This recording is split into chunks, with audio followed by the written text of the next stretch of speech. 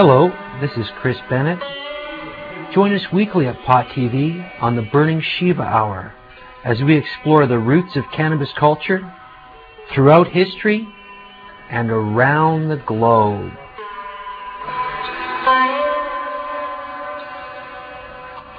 On pottv.net, home of the herb.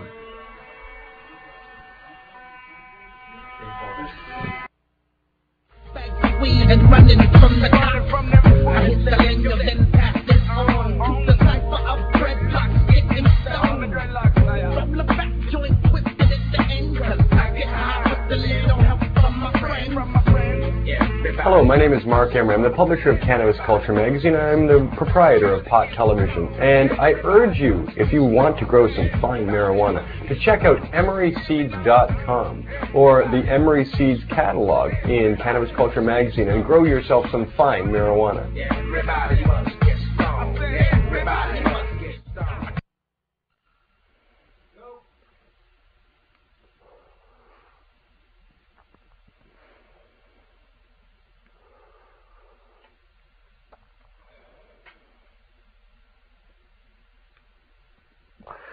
Hello there, first-time viewers.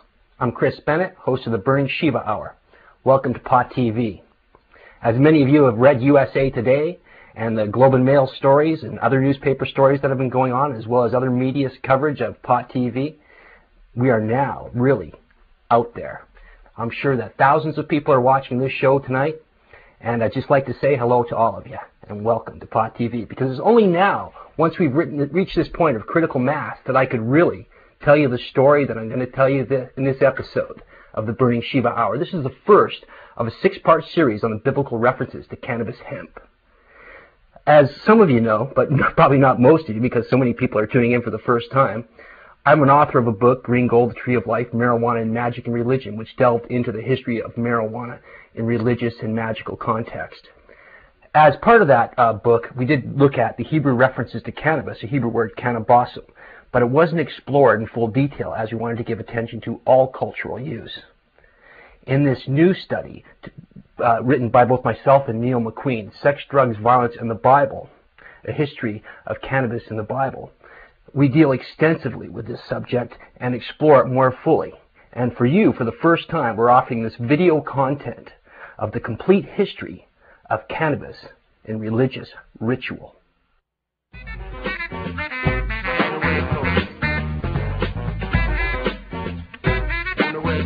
This is Dana Larson of Cannabis Culture magazine. If you like pot radio, you'll love cannabis culture. We're celebrating 5 years of bringing enlightenment and good pot to the world, so check us out and subscribe today. You can subscribe by giving us a call at 604-669-9069 or check us out online at www.cannabisculture.com. Over the years, many people have asked me how I came to study the use of cannabis in different religions. And the story of this reveals a personal bias of mine, and I want people to make their decision themselves on this information based on the information itself, not based upon something that I say. And so in the interest of free thought and free will, I'm going to tell you the story of my personal trip with cannabis and how I came to write these books that I've written. The story, for one thing, I've been smoking pot since I was 12 years old. So I'm 38 now. I've been using weed for 26 years. So I have a long-term relationship with cannabis. And that's always been something of an issue, So, from there, some people might say I was a marijuana addict and therefore just trying to justify my use of cannabis. But as you'll see from the information, there's more to this than my personal view. So what happened for me in my story of cannabis was about 11 years ago. A friend of mine had shown me this video on the industrial uses of hemp. When he first told me about hemp and its many applications, how hemp could be made into paper and fuel and clothing, and that the hemp seed was the most nutritional form of protein available to humanity at large, I at first thought that this was like a pile of bull, like most people. And I saw this video and I was like, whoa, man, seems like there's something to this. And it seemed like I was always looking for that something, I remembered this dream I had as a little child, and in that dream I was showing a plant sprouting up from the ground. And it said that in this plant there was going to be cures for cancer and untold uses. It was going to be like a miracle thing. And when I saw this show about hemp, I was reminded of that dream, and it seemed to awakened something inside of me, you know. And so I thought, well, if there's anything to this hemp thing, they must be around. I started checking out encyclopedias and cross-referencing books. I didn't have a copy of The Emperor Wears No Clothes. This is 1989 in Canada.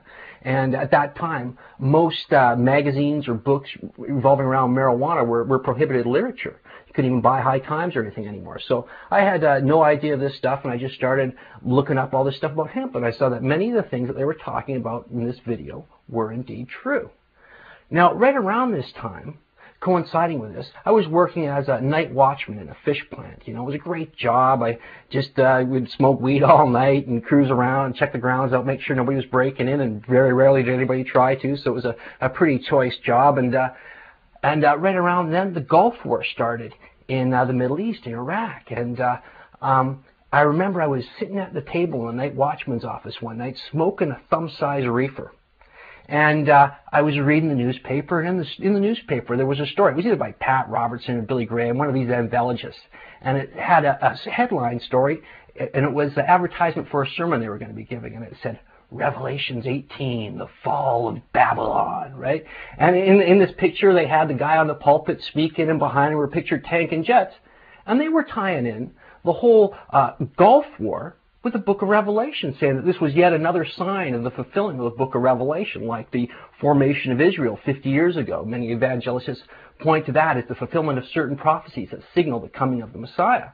And so I was kind of aware of this, you know, like being close to the end of the millennium, like many people, I was sucked into the whole millennial myth and the apocalyptic viewpoint and whatnot. It's like part of our culture. I grew up with movies like The Omen and whatnot, so I've always kind of looked for the signs of the times, you know, that type of thing. And I was like, whoa, that's pretty cool. So I went over to the night watchman's office, and I got this old Bible that was sitting in there, and I thought, I'm going to read the book of Revelation. And so I sat down, you know, and I was smoking a joint, reading it, and I thought there was some curious statement, like when the angel comes to John, the prophet of the book of Revelation, John of Patmos, said to be written in 95 AD, and he gives him a scroll, and he says, this scroll will taste sweet in your mouth, but it'll turn sour in your stomach, and you'll be given unto prophecy. And he eats the scroll, and he starts prophesying, and reminded me of the whole drug experience somewhat. And then there was other references to people giving incense to offer and copious use of it.